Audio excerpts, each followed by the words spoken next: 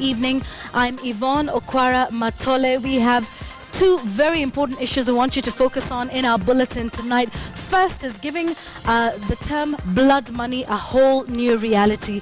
Ian Wafula has a shocking piece from Kisumu. You donate your blood for free, but the person that needs it the most, when they need it the most, has to pay up to 35,000 shillings a pint for it. Ian has that shocking story on blood money and just what is going on in Kisumu. We'll be telling you more on that. Also, a figure I'd like you to focus on today, and we're going to be talking about Kenya's economy today on Checkpoint. Now, this is a figure I'd like to marinate in your mind even as we begin this bulletin. Our debt is rising in this country by up to 40 billion shillings every month. It is the first day of the month, so by the end of this month, this is the amount of debt we will have accrued as we go on every day, and we'll be breaking these numbers down for you to a daily basis, minute by minute, second by second, and of course talking about what we can do. So the question we're asking you today on KTN Weekend Prime is the government doing enough to manage its debt efficiently? Please use the hashtag Checkpoint for us to be able to track your feedback at KTN News, at Yvonne Okwara. If you prefer SMS, the number is 22155 and it is absolutely free. But let's take a look at our other top stories on the bulletin tonight.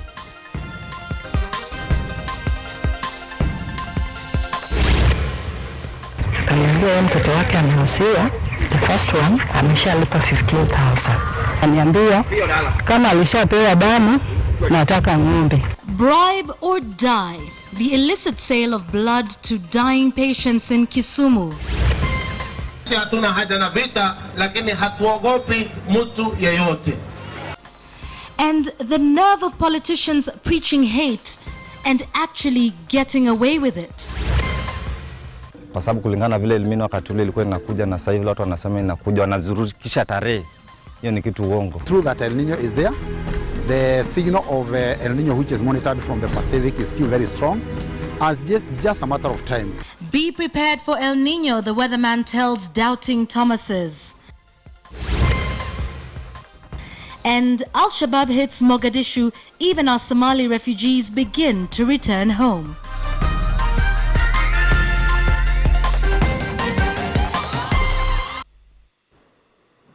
Thanks for joining us on the program tonight. Our sign language interpreter is Meresha Owiti.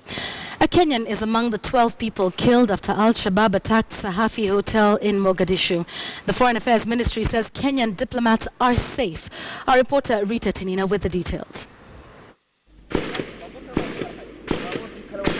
The sound of gunfire rent the air as survivors ran for dear life. Eyewitnesses say gunmen using a vehicle packed with explosives rammed the entrance to the Sahafi Hotel before two bombs ripped through the hotel where government officials and Somali members of parliament stay, and which is located near a busy area of Mogadishu known as K4. African Union troops and government forces battled the Al-Shabaab gunmen for at least 3 hours before regaining control of the hotel. 11 people were killed and several others were injured. Among those killed was the owner of the hotel, a lawmaker, a former military commander and a radio journalist. Security officials say the death toll could rise. Al-Shabaab, which has frequently launched attacks in Mogadishu in its bid to topple the Western-backed government, has claimed responsibility for the attack. Rita Tinina, KTN News. Now, in the early 1990s, Dadaab refugee camp became a safe haven for the hundreds of thousands of people fleeing civil war in Somalia. At its peak, Dadaab grew to almost 600,000 people. But after 25 years, refugees are starting to return home. This is the Dadaab refugee camp in northeastern Kenya, in the semi-arid town of Garissa County, a home to many refugees. But today, one family says goodbye. Ali and his family are ready to return to Somalia after living in the camp for the past 5 years. I have to be able to work to look after my children. They have needs. In my neighborhood, if we need to go away to find work, we can go. But here, if there is work in Garissa or Nairobi, we can't even leave without an identity card. Ali's wife Sophia prepares the belongings. Moving houses even in a refugee camp is chaotic, and just like any mother, she wants everything organized.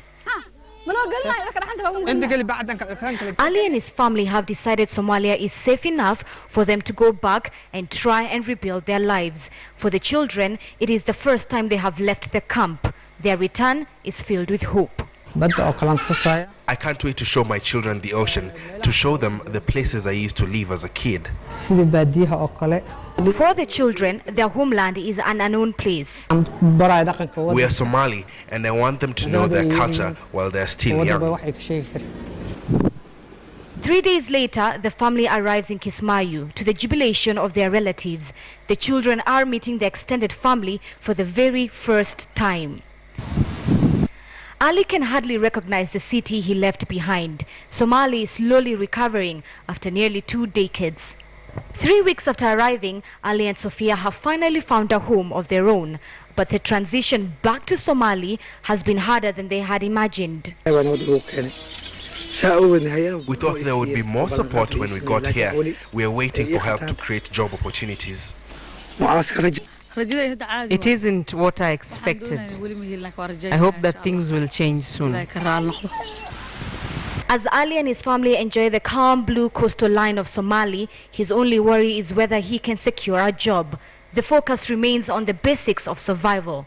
For now, Ali, his wife and children are home and free. Zinzi Kibiku, KTN News. From that, let's now take you to Uganda, where the National Resistance Movement Party, which is the ruling party in that country, has endorsed President Yoweri Museveni as the presidential flag bearer in next year's elections. Museveni now awaits nomination on Tuesday. He will take on former Prime Minister Amama Mbabazi and Forum for Democratic Change flag bearer Dr. Kizza Besigye. KTN News' Solomon Serwanja now reports from the capital, Kampala. President Yoweri Kaguta Museveni.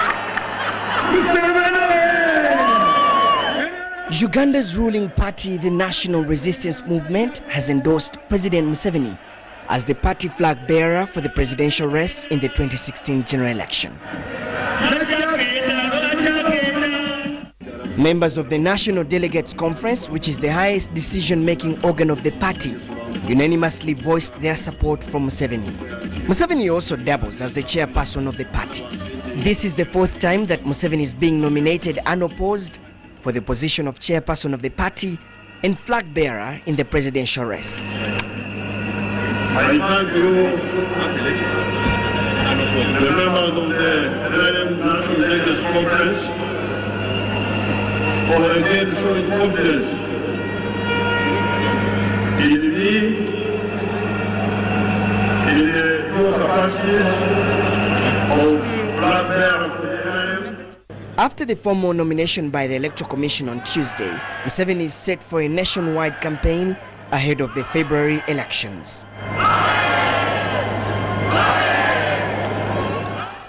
Solomon Serwanja, KTN News, Kampala, Uganda. We want to return home for our top story on KTN Weekend Prime tonight. For a family in Kenya's western region of Kisumu, it was a matter of life and death, literally.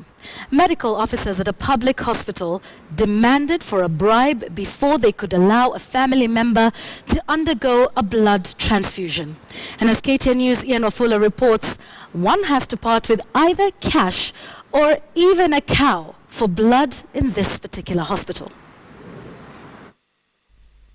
Corruption should be elevated to the level of murder, because whereas murder is murdering a human being, but corruption murders the future of our children, the future of our country, the future of our people. So I think it should be elevated to that level, so that, corrupt people are treated as murderers of the future of our country. Sentiments that ring so true in the small village of Kanyametha in Kenya's Nyanza region, where a family is still coming to terms with how a bribe of a few thousand shillings can be more precious than the life of their daughter. Kufika hospitali akapimwa akapatikana kama kuna malaria plus mara ya 3.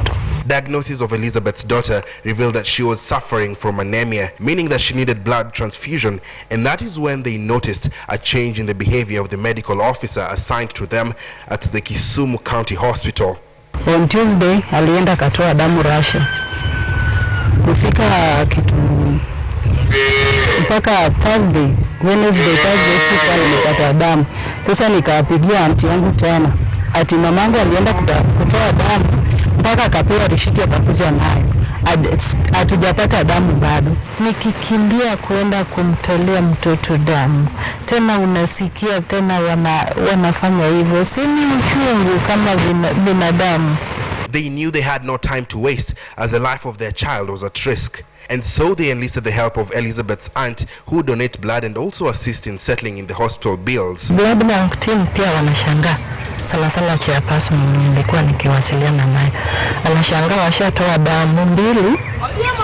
What could be happening? It however emerged that it had escaped them just how things work at the facility. Ati hapa mpaka utumie pesa. Nikasema pesa na wewe tunatoa damu bure, like me I do donate 3 or 4 times in a year.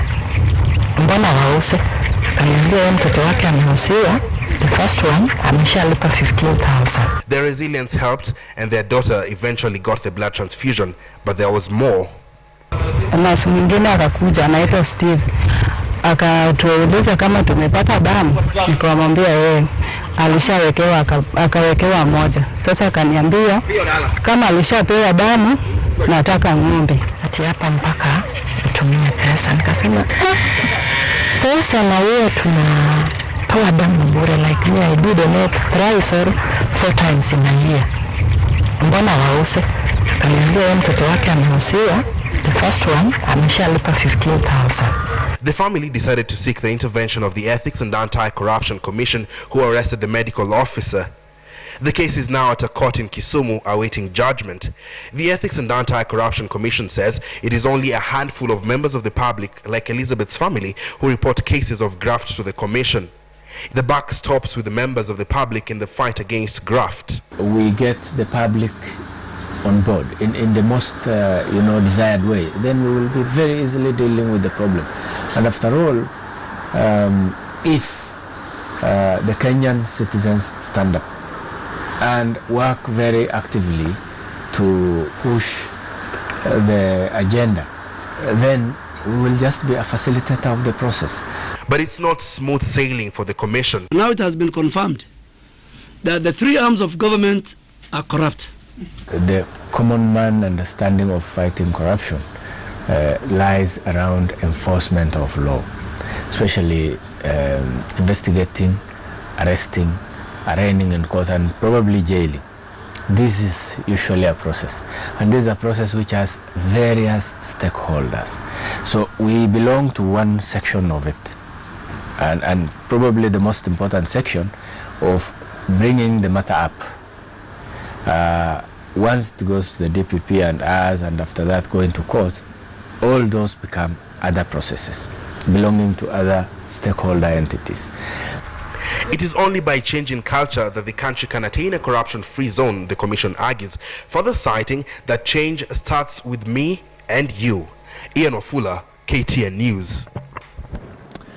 A very sad story there about bribery and corruption and the rate at which it is ever increasing in the country. I want to take you to another story now. For the second time in just 10 days, we are taking yet another difficult decision to air a video clip which we ordinarily would not.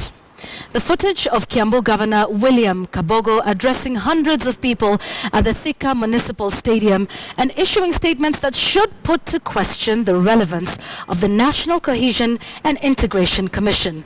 We are once again airing the remarks as a reminder and challenge to the NCIC, which is charged with guarding the country from hateful, insightful or abusive statements. We're asking them to rise to the occasion and prove that the National Cohesion and Integration Act is good, not only on paper.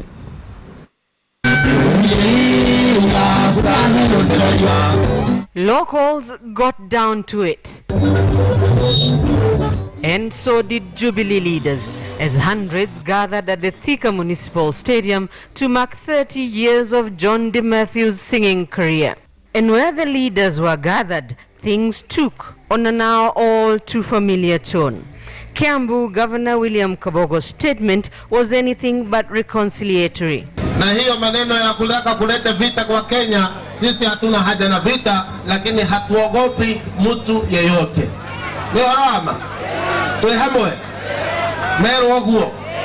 Na tibara lea tagadani. Kabogo claims some leaders are out to taint President Uhuru Kenyatta's name. His next salvo was directed at Machakos Senator Johnston Muthama. Bwana Muthama, usijaribu tena kumtusi rais wa Jamhuri ya Kenya. Usijaribu tena, na ukijaribu niga gukora kwa mami wanyu mushie.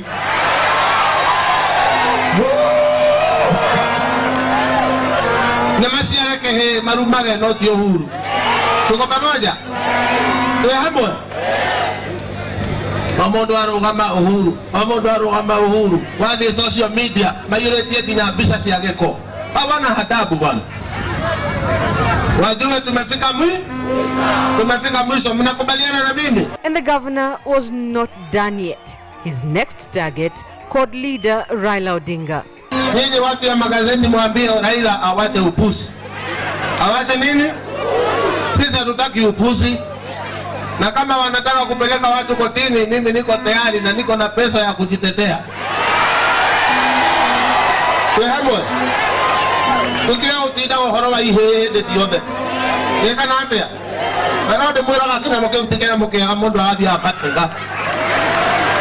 Eto ndo ngituma hakiri cieke atia. Icoka na athi. Kabogo joins the list of leaders whom the National Cohesion and Integration Act may have been crafted for. According to the Act, a person is considered to have engaged in hate speech if he or she uses threatening, abusive or insulting words or behavior or displays any written material intended to stir up ethnic hatred. Fire! Fire! Fire! Raila ndiye akuwe president, lazima watu wakufe kiasi. Kwani kuna makosa gani? Kaine mwire. Na kira igire mwabe mukana mafaka manyu. Mafaka maguto magutugutatu. Numaigua. Mundu ucio ri.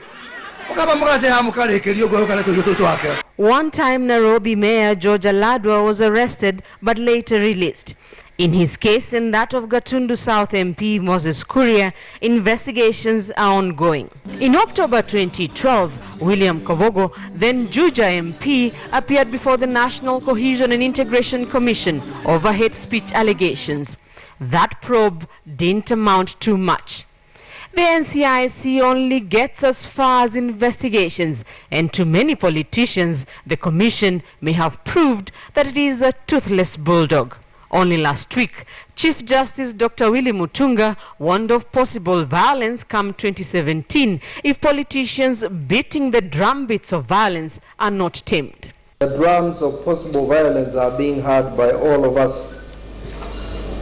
And if you haven't heard them, then you don't know anything about this country. The Director of Public Prosecutions, Keriako Tobiko, says he has taken note of the contents of the Kabogo video and will issue appropriate directives on Monday. Rita Tinina, KTN News.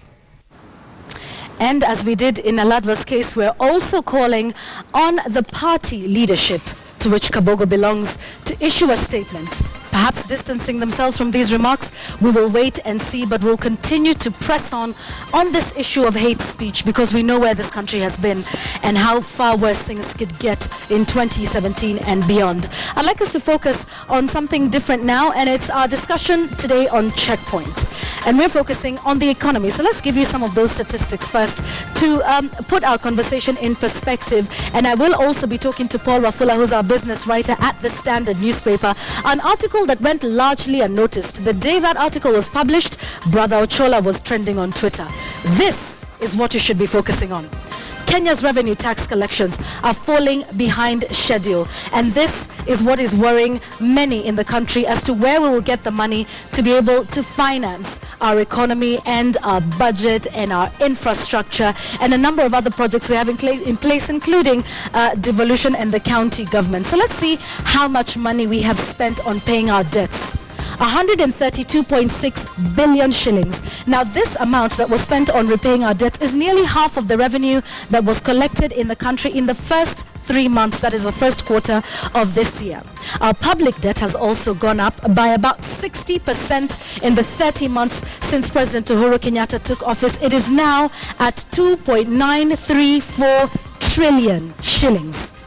How much have we borrowed since this new administration came into power? Quite a bit. We have borrowed more in 3 years than Kibaki's administration did in 10 years.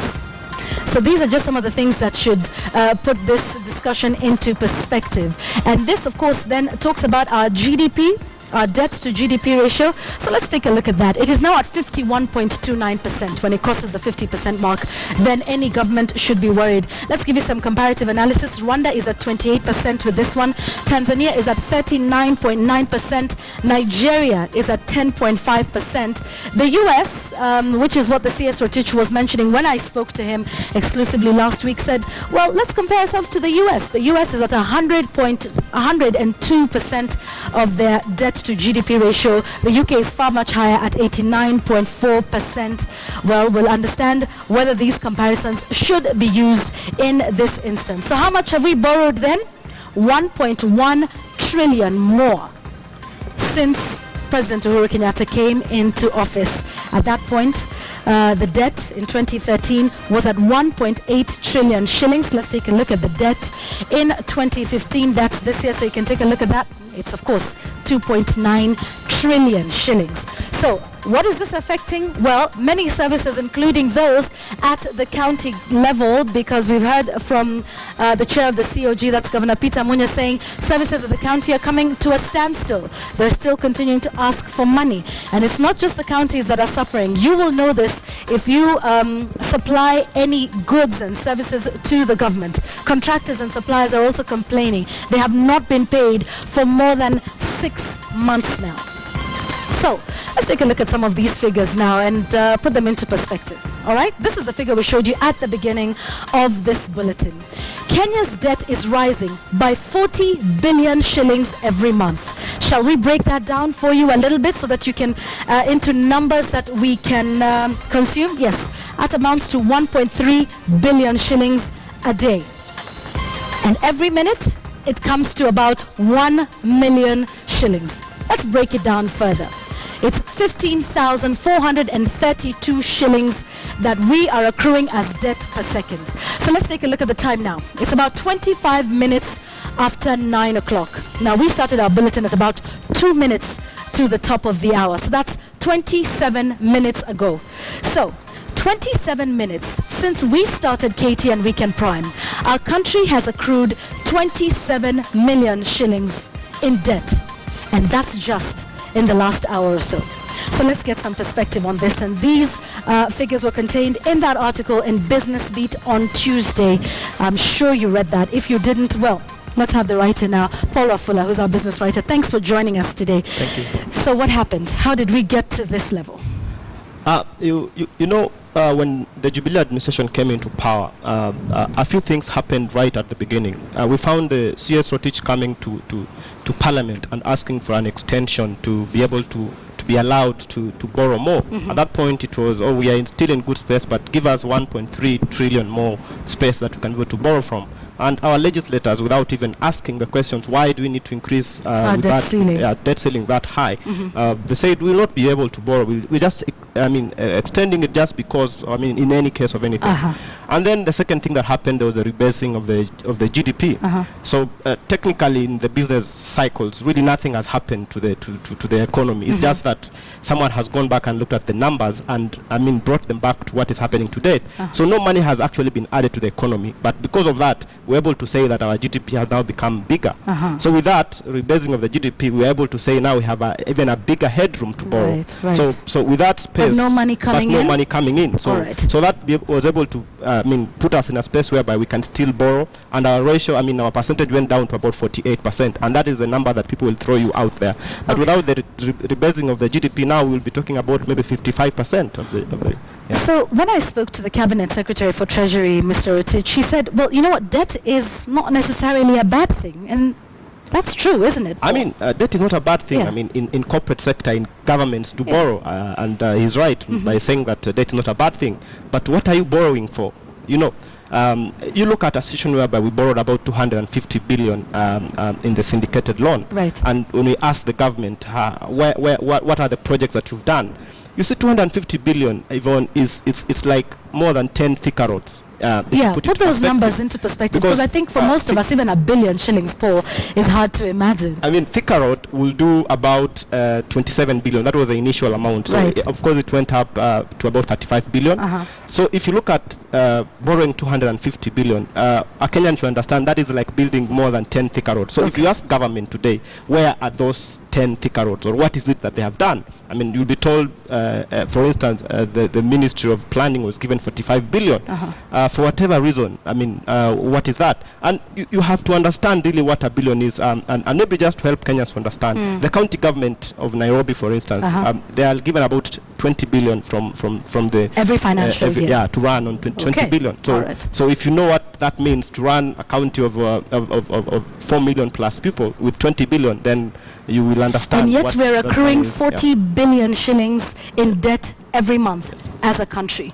So that 40 billion that we're accruing every month could literally fund Nairobi County for 2 months. It will do it for 2 months. Yes. All right, so thanks for putting some of those numbers in perspective. But then I guess there is the difficult task of Treasury and the CBK to balance what we call the unholy or holy trinity, whichever way you want to look at it. And that is low interest rates, a strong currency, and low inflation. How easy or difficult is this? It is a very difficult job. You know, it's like someone putting themselves in a bucket and trying to lift themselves up, literally, from the bucket they're standing in. Interesting analogy. It can't work. You know, you have Treasury and the CBK working at cross purposes. So the CBK is trying to do a very good job to stabilize our currency. It goes very hard on inflation, and it's trying to put it into check by ensuring that there's very little money in circulation.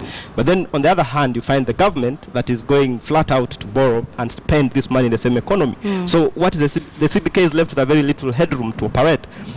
So there must be a way whereby government, I mean, they find a way of working together, and the central bank has said it in many fora that we must be able to work together to be able to put the economy in the same space. All right, so Paul, as we finish, what is the way forward with this issue? Because the CS has said he will continue borrowing. Because even as it is, and that was the first thing we talked about, we're not meeting our tax revenue collections as we should. So many Kenyans are now worried, saying we're going into more borrowing, and the borrowing is going to pay debt. Seems like it's just going into a bottomless pit. Kenyans will, you see, for an average Kenyan on the street, they look at what they're buying in the shop. Eventually, everything that is happening will be able to trickle down to the common man on the street. So when you go to buy milk was about 30 shillings just a year ago. Now it's 50 shillings to get 50 shillings to get a packet of milk. Sugar, you know, the price of sugar went up by over almost 60-70%, and it's not come back. Everything has gone up in terms of the pricing. If you ask government, they always tell you that, look, we're going to bring down the cost of living. And that has been out. I mean, the big irrigation project about we are bringing down the cost of living. When you talk about all these projects, the government even refused to increase teacher salaries, and everybody's salary is saying we are going to compensate that by bringing down the cost of living. So you'll give it to them if they actually bring down the cost of living. But ask them sincerely, if the common man on the street is feeling this reduced cost of living, look at what a tomato, I mean, even just grocery, what they cost. And not to mention the interest rates, which you highlighted very well in your article. That's what you started with. So in just, if you can give me one sentence, what do we do now? We must stop the bucket from leaking. That's what I must say. Because what are we spending our money on?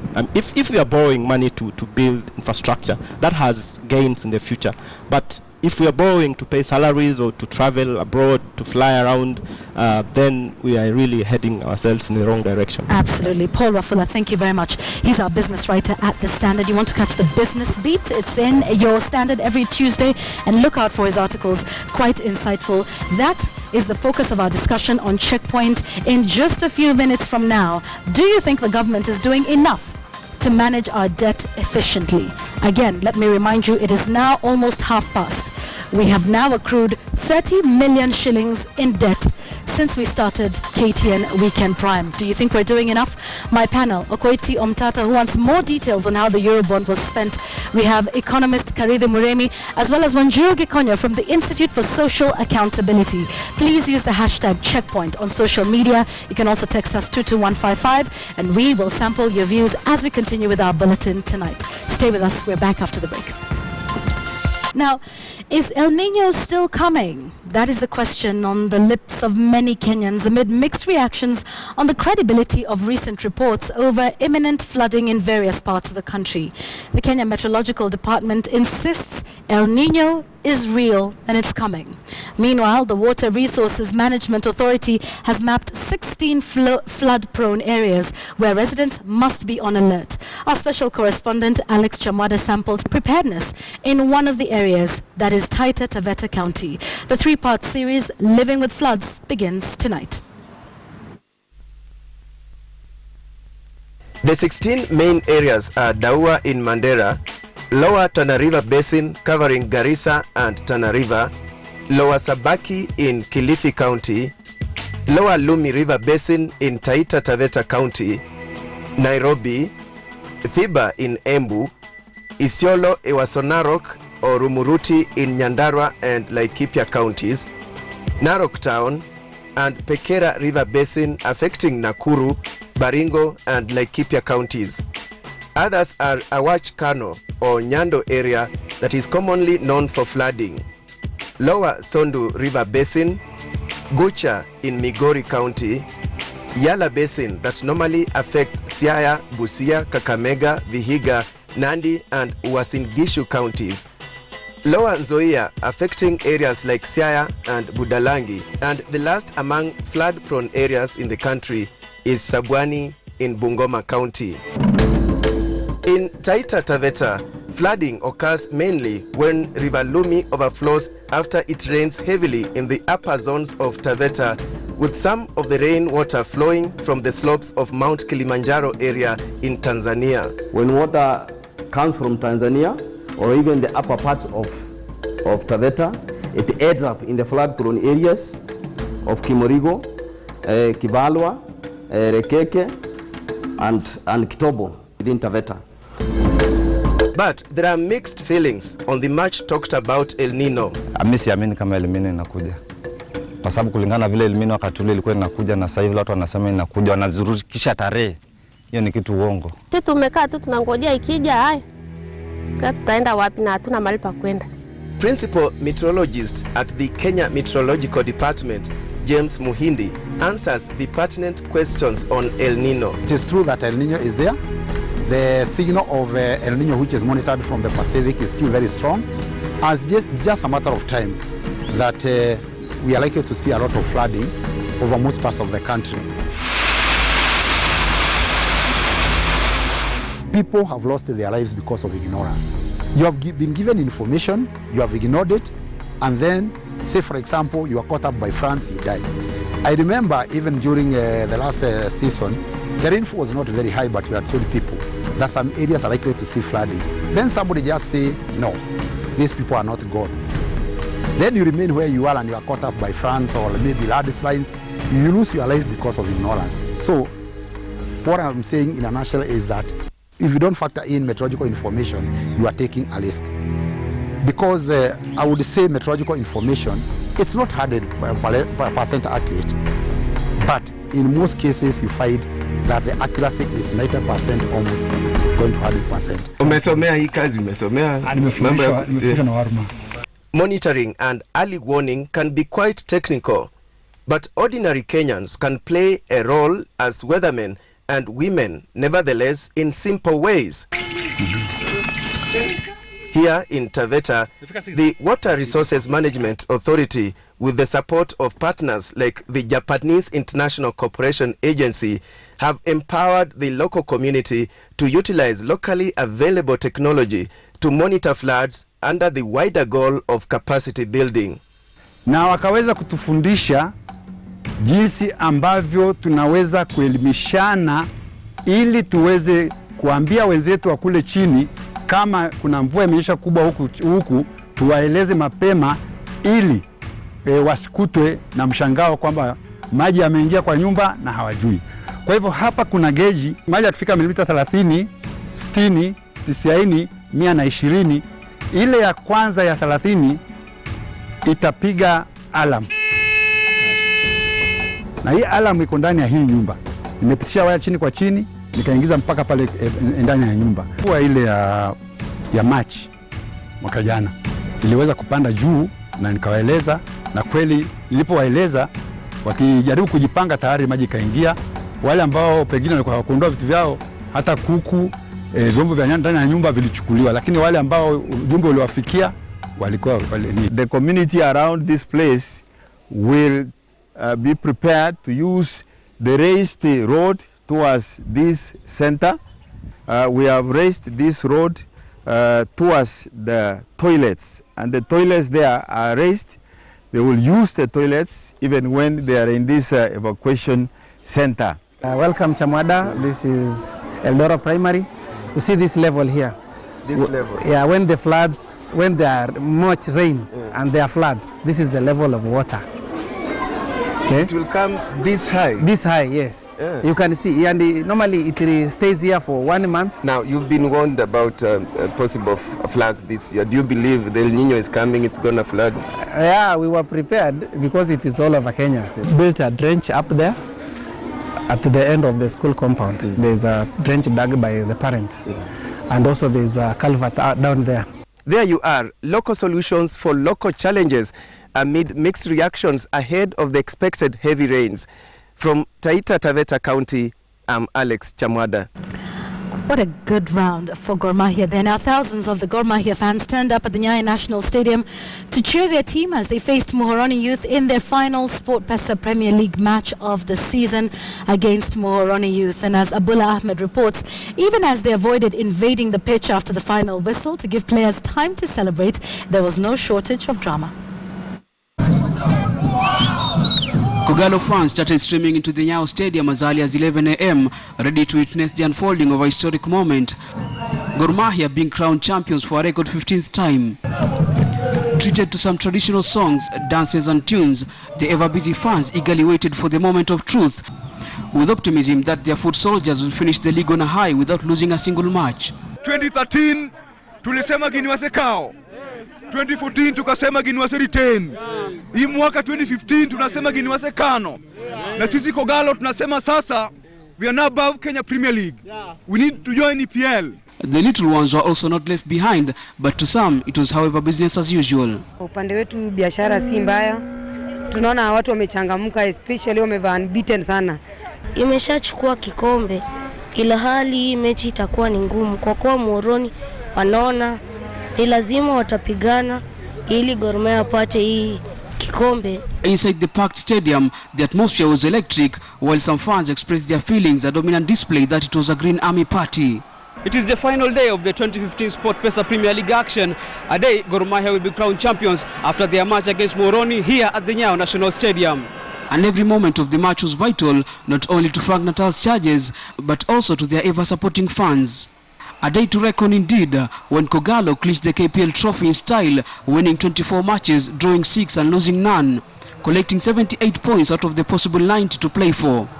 Abdullah Ahmed, KTN Sports. Congratulations once again to Gor Mahia. What a stunning performance this season. Alright, so let's take a look at your feedback tonight on Checkpoint. We were discussing the state of Kenya's economy. I want to start off with this one from Gidraf Ndungu, who says, this will only affect those who voted for opposition. The tyranny of numbers is comfortable. I do hope that your interest rates are different from anyone who may have voted for the opposition or otherwise. I believe the price of milk and bread remains the same, regardless of tribe or political affiliation or who one voted for in 2013. Let's take a look at some other tweets that are here.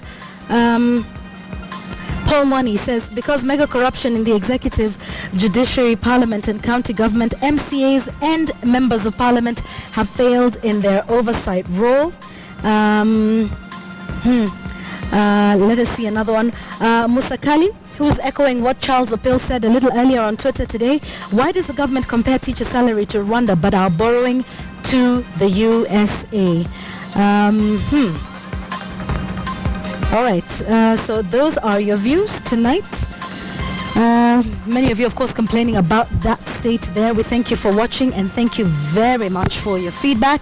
What are you prepared to do to petition the oversight role of your members of parliament? Well, that is up to you. So it is now exactly 10:32. It's about an hour and a half since we began this bulletin. That's 90 minutes, actually 92 minutes.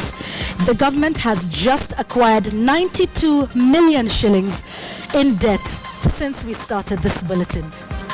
Sleep on that tonight. I'm Yvonne Okwara Matole.